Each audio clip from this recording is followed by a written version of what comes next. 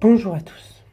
Alors aujourd'hui, je ne vais pas vous parler de prise de parole parce que je voudrais vous parler d'un endroit plus exigeant, plus vrai, presque plus nu finalement.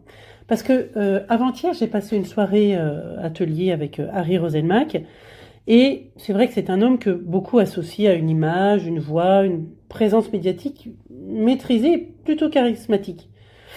Et pourtant, en fait, ce qui s'est joué ce soir-là n'avait rien à voir avec la technique ou la performance. C'était vraiment une rencontre avec un point de fracture intérieure qui est relativement commun à chacun d'entre nous. Parce qu'en fait, on croit que parler, c'est transmettre un message, ou on croit que parler, c'est convaincre, structurer, captiver ou maîtriser. Mais la réalité peut être plus dérangeante parce que parler, c'est exposer un niveau de souveraineté.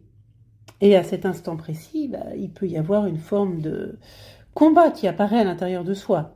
D'un côté, celui ou celle qui parle pour être validé, celui qui ajuste ses mots pour être compris, aimé, accepté, celui qui calibre son discours pour pas déranger, pour rester dans la bonne fréquence sociale.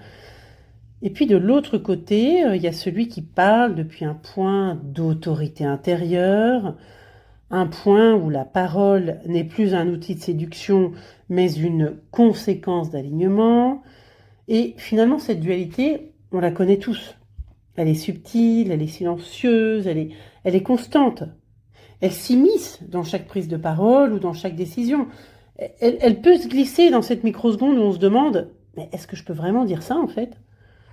Mais c'est là que tout se joue.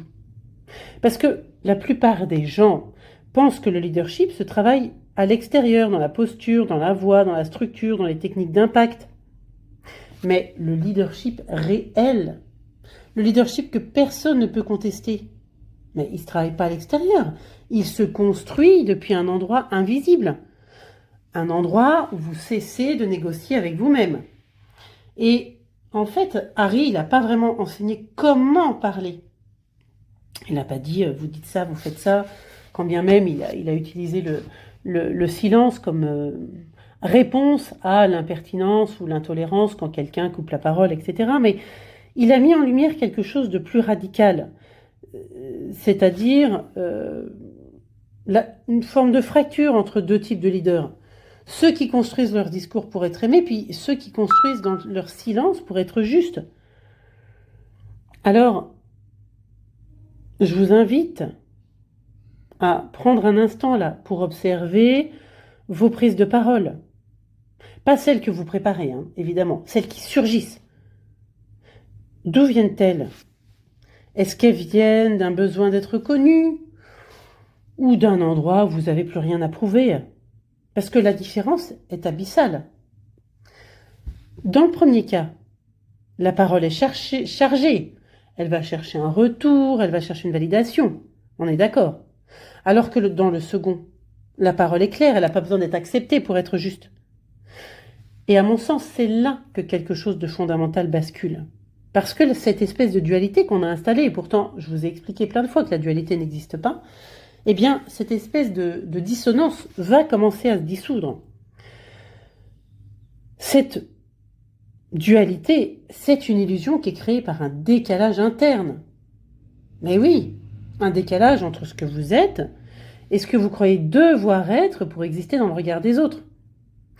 Le leadership, le vrai, c'est pas un jeu d'équilibre entre deux versions de vous-même. C'est un retour à un axe où il n'y a plus de débat intérieur, plus de négociation, plus de fragmentation.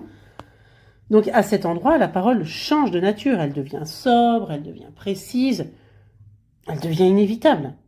Et là, on ne parle plus pour remplir l'espace, on parle parce que finalement, ne pas parler serait une trahison de soi. C'est là que le leadership prend toute sa dimension. Parce qu'un leader, il ne cherche pas ses mots. Il ne s'écoute pas dans ses mots, il aligne son système. Et chaque mot qu'il prononce en ce sens, c'est soutenu par une architecture interne stable. Et chaque silence qu'il laisse, c'est une décision, pas une hésitation. Alors, la plupart des gens travaillent leur pitch, mais très peu travaillent la structure interne qui soutient chaque mot. C'est pour ça que tant de prises de parole peuvent sonner juste en surface, mettons, mais elles sont creuses en profondeur. Vous pouvez les maîtriser, hein, toutes les techniques. Vous pouvez captiver, séduire, convaincre. Mais si l'intérieur n'est pas aligné, votre parole sera une construction qui n'aura rien à voir avec une émanation. Parce que le monde aujourd'hui, il ne cherche plus les constructions, il cherche des points de stabilité, il cherche des leaders capables de tenir une ligne, même quand elle dérange, même quand elle expose, même quand elle isole. Alors la vraie question, c'est pas vraiment comment mieux parler. C'est depuis quel endroit en moi suis-je en train de parler? Est-ce que je parle depuis ma peur de perdre ou depuis ma capacité à assumer? Est-ce que je parle pour appartenir ou est-ce que je parle pour incarner? Quand vous répondez naturellement à cette question, et tout ce combat-là, ce débat intérieur disparaît. Parce qu'en fait, vous comprenez qu'il n'y a jamais eu deux versions de vous.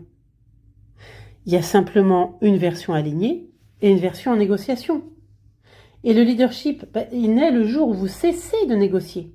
Le jour où votre parole devient le prolongement direct de votre intégrité. Ce jour-là, vous ne cherchez plus à être entendu.